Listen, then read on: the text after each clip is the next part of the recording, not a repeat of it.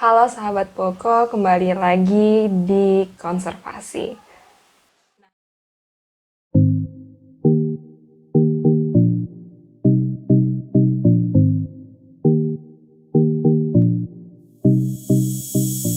Nah, untuk segmen kali ini kita akan membahas resiko-resiko ataupun sumber kerusakan yang mampu merusak candi ataupun tebing yang ada di Desa Bokoharjo. Ada banyak faktor yang kemudian dapat menghasilkan kerusakan-kerusakan. Nah, kita akan mengulas itu satu persatu.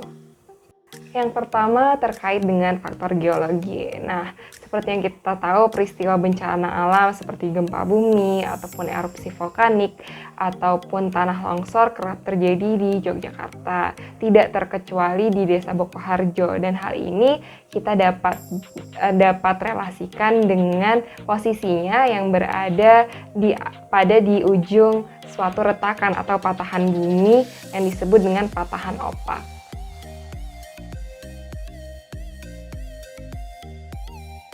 Seperti yang kita tahu, bumi memiliki lapisan-lapisan tanah yang sangat beragam, mulai dari tanah yang memiliki komposisi batu yang sangat banyak ataupun dengan tanah yang memiliki kepadatan yang relatif rendah. Khususnya untuk candi sendiri, lapisan-lapisan tanah ini sangat penting untuk kemudian kita ketahui seberapa jauh tanah-tanah yang sifatnya lemah berada di bawah candi ataupun seberapa jauh pada akhirnya kita dapat menemukan struktur tanah yang kuat yang dapat menyokong keberadaan candi di atas tanah itu. Komposisi tanah ini dapat kita ketahui melalui metode analisis geologis, yaitu dengan pemboran ataupun metode geolistrik. Berikut adalah ilustrasi suatu komposisi tanah yang ada di bawah salah satu candi yang ada di kawasan Candi Prambanan.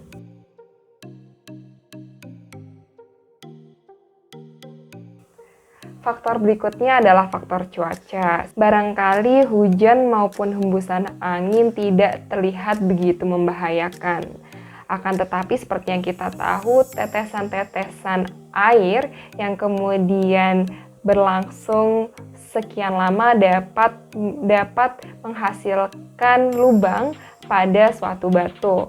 Nah, terlebih lagi di mana di kondisi saat ini polusi sangat mempengaruhi kondisi alam yang ada di bumi ini, di mana pada angin-angin yang kemudian berhembus, polusi dalam bentuk partikel-partikel kecil kemudian berakumulasi atau berada dengan jumlah yang banyak.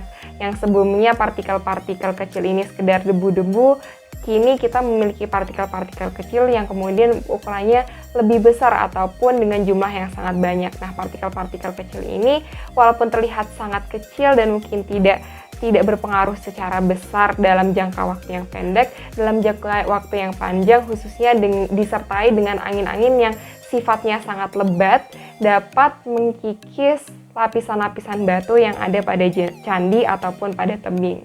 Nah, begitu pula dengan hujan. Seperti yang kita tahu, asap-asap dan kemudian segala macam bentuk zat-zat kimia yang kemudian terlontarkan di atmosfer kita mampu mempengaruhi kondisi hujan yang turun ke bawah kepada kita.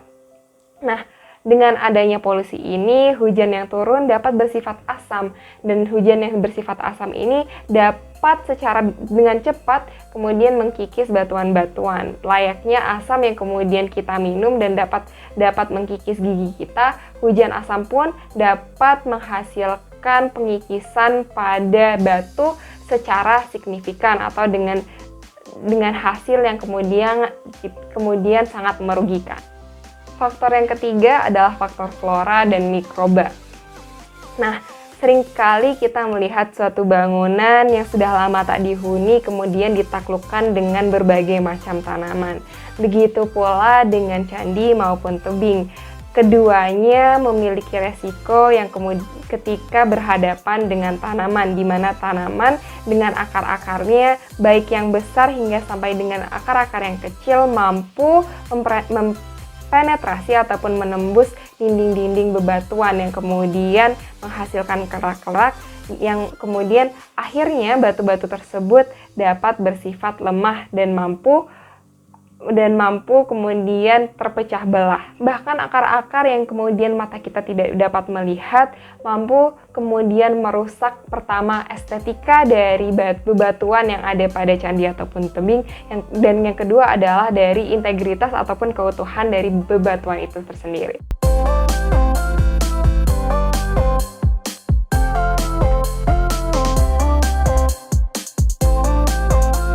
Sehingga kita kerap melihat keberadaan candi ataupun keberadaan tebing di suatu pelataran yang sangat luas, yang itu flora-flora ataupun tumbuhan-tumbuhan itu sangat dijaga jaraknya dari bangunan ataupun struktur candi dan tebing yang ada di lokasi tersebut. Terlebih lagi, keberadaan bakteri mampu merusak integritas ataupun keutuhan dari objek wisata itu sendiri, di mana bakteri-bakteri tertentu mampu menghasilkan asam, dan yang seperti kita tahu, asam mampu mengkikis batuan dengan akselerasi ataupun dengan laju yang sangat cepat.